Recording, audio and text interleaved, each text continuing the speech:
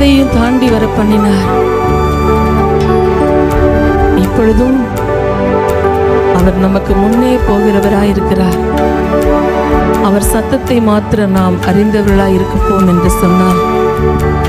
யோவான் 10ஆம் அதிகாரத்தில் எழுதப்பட்டதின்படி நல்ல மேய்ப்பனுடைய ஆடுகள், அந்த மேய்ப்பனுடைய மேய்ச்சலுக்கு அவருடைய சத்தத்தை அறிந்திருக்கிற ஆடுகள் அவருக்கு பின் செல்லும் பொழுது அது உண்மையான மேய்ச்சலை கண்டடையும்.